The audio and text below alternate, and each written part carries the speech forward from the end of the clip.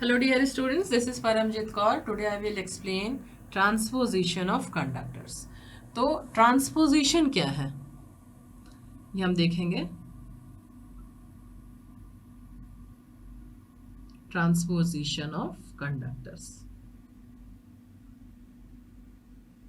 तो ट्रांसपोजिशंस क्या है? ट्रांसपोजिशन का मतलब होता है कि अगर कोई आपकी थ्री फेज सिस्टम है, थ्री फेज ट्रांसमिशन लाइन है, यदि आपकी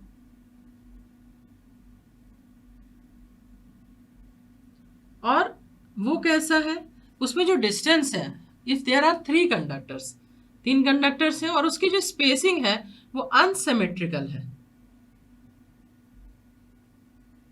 अनसिमेट्रिकल स्पेसिंग है, तो क्या होगा? अनसिमेट्रिकल स्पेसिंग के केस में जो तीनों ही तीन कंडक्टर्स के जो इंडक्टेंस है वो क्या होंगे? अनइक्वल होंगे. इंडक्टेंस क्या होगा आपका?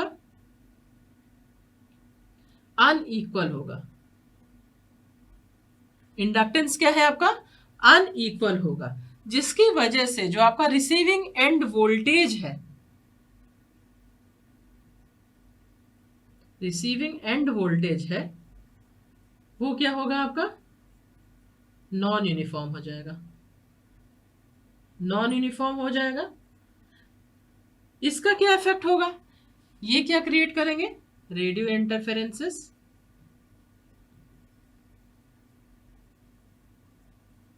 ये रेडियो इंटरफेरेंसेस आपके क्रिएट करेंगे.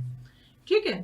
अब यहां पर क्या होगा कि आपका जो L है, आपका जो इंडक्टेंस है, वो अनइक्वल क्यों है? आपने अभी यहां पे क्या देखा कि जो L है, this is equals to 2 into 10⁻⁻7 natural log of d by R dash. d by R dash. तो आपका ये जो इंडक्टेंस है, इंडक्टेंस की जो वैल्यू है वो किस पे डिपेंड कर रही है? डिस्टेंस पे डिपेंड कर रही है. आपकी डिस्टेंस पे डिपेंड कर रहा है. अब इसमें से ये डिस्टेंस आपका क्या है? ये वाला जो डिस्टेंस क्या है? दो कंडक्टर के बीच का डिस्टेंस है. अब अगर आपके पास में एक ग्रुप है, पूरा का पूरा एक ग्रुप है जिसमें आपके पास में कई सारे कंडक्टर्स हैं, suppose there are n number of conductor, n conductors यहाँ पे, और कोई एक दूसरा कंडक्टर है, कोई दूसरा ग्रुप है, यहाँ पे सपोज आपके m नंबर ऑफ कंडक्टर्स है, m कंडक्टर्स है. ठीक है. तो आपका ये जो d है, d क्या है? एक ग्रुप के कंडक्टर का दूसरे ग्रुप के कंडक्टर से क्या डिस्टेंस है, दिस इज d. लेकिन खुद के कंडक्टर का, खुद के ग्रुप में अगर किसी कंडक्टर का इन सभी के रिस्पेक्ट में अगर हम डिस्टेंस निकालने की कोशिश कर रहे हैं, तो ये डिस्टेंस आपके क्या कहलाते हैं? खुद का डिस्टेंस है. तो हम इसको क्या बोलते हैं? GMR, ज्योमेट्रिकल मीन रेडियस, या फिर हम इसको क्या बोलते हैं? GMD, geometrical mean distance. दूसरे कंडक्टर के रिस्पेक्ट में जो डिस्टेंस होंगे that is GMD, geometric mean distance. या फिर खुद का अगर हम डिस्टेंस निकालना चाहें, खुद एक कंडक्टर का खुद के रिस्पेक्ट में अगर हम डिस्टेंस निकालना चाहें, वो एक कंडक्टर हो सकता है, वो ग्रुप में कंडक्टर्स हो सकते हैं, तो अगर हम डिस्टेंस निकाल रहे हैं दैट इज GMR. तो जो L की वैल्यू है, L किसका फंक्शन हो गया? अब यहाँ पे L किसका फंक्शन है?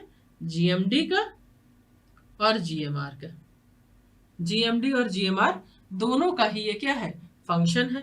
तो जैसे ही आपकी डिस्टेंस डिस्प्लेस हो जाएगी, वैसे ही L क्या है? L क्या है? L पे इफेक्ट आना चालू हो जाएगा. और अगर L आपका नॉन यूनिफॉर्म है, इंडक्टेंस अगर आपका नॉन यूनिफॉर्म है, तो जो फ्लक्स डिस्ट्रीब्यूशन होगा या जो रिसीविंग एंड का जो वोल्टेज होगा वो भी क्या होगा? आपका नॉन यूनिफॉर्म होगा. तो हमें क्या करना पड़ता है? हम यहाँ पे क्या करते हैं? ट्रांसपोजिशन ऑफ कंडक्टर करेंगे.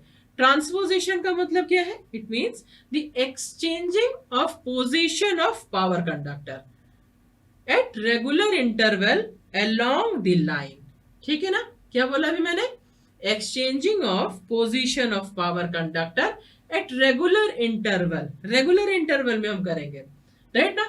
हम अपनी मर्जी से, ऐसा नहीं है कि किसी भी कंडक्टर को किसी भी पोजीशन पर रख दें. हमें क्या बनाना है? इसको अनसिमेट्रिकल स्पेसिंग से हमें इसको क्या करना है? सिमेट्रिकल स्पेसिंग में लेके जाना है. जैसा कि अभी लास्ट वीडियो में हम लोगों ने देखा था कि जो इंडक्टेंस कैलकुलेशन था थ्री फेज कंडक्टर का, जहां पे आपकी स्पेसिंग क्या थी? सिमेट्रिक थी। तो हम इस ट्रांसपोजिशन के थ्रू अनसिमेट्रिकल स्पेसिंग को, अनसिमेट्रिकल मतलब अगर कोई भी कंडक्टर है आपका और उनके बीच का डिस्टेंस क्या है, सपोज इसके बीच का डिस्टेंस ए है, ये आपका बी है और ये आपका सी है, और यहाँ पे ए बी सी तीनों ही क्या है, आपस में बराबर नहीं है। तो इसको हमको क्या करना पड़ेगा, इसको हमें सिमेट्रिकल पोजीशन में लेकर आना पड़ेगा। तो हम क्या करेंगे, exchanging of position of power conductor at regular interval along the line so that conductor occupy the original position of every other conductor over an equal distance। ठीक है ना। तो इसके लिए हम इसको हम कैसे एक्सप्लेन कर सकते हैं, सपोज ये आपके कंडक्टर्स हैं और हमने क्या किया, इसको 3 इक्वल डिस्टेंस में डिवाइड कर दिया। एक लेंथ ऑफ द लाइन है, इसको मैंने क्या कर दिया, 3 इक्वल पार्ट में हमने डिवाइड कर दिया। ये सपोज आपका कंडक्टर ए है, ये बी है और ये आपका सी है। तो आफ्टर सम टाइम और आफ्टर 0 डिग्री, 120 डिग्री और 120 डिग्री तीनों आपके डिस्प्लेस है। तो आपकी पोजीशन ये क्या चेंज, ये अपनी पोजीशन को क्या करेगा, चेंज करेगा। After some time it will change the position, दूसरे कंडक्टर की जगह पर आएगा ये, और इस तरीके से ये अपनी पोजीशन को चेंज करेगा और ये क्या करेगा, जो डिस्ट्रीब्यूशन है इंडक्टेंस का उसको क्या करेगा, ये सेम करने की कोशिश करेगा। सपोज यहाँ अगर आपका 20 मिली हेनरी है, this is suppose 20 millihenry, this is 15 millihenry, ठीक है, and this is suppose 22 millihenry.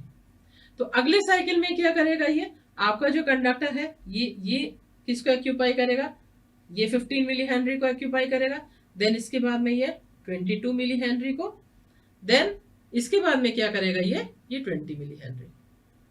तो इस तरीके से पोजीशन को अपने क्या करेगा, डिस्प्लेस करेगा।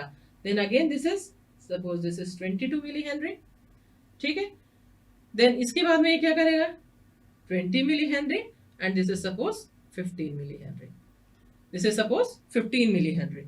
तो यहां पर आपका देखिए, अगर हम इसको सम अप करते हैं 20 20 20 15 15 15 एंड दिस इज 22 22 22, लेकिन अगर हम इसको सम करें, अगर कंडक्टर ए का कंडक्टर बी को और कंडक्टर सी के इंडक्टेंसेस को अगर हम सम अप करेंगे तो उन तीनों की ही वैल्यू हमें क्या मिल जाएगी, सेम मिलेगी। उन तीनों की ही वैल्यू हमें क्या मिलेगी, सेम मिलेगी, ठीक है ना।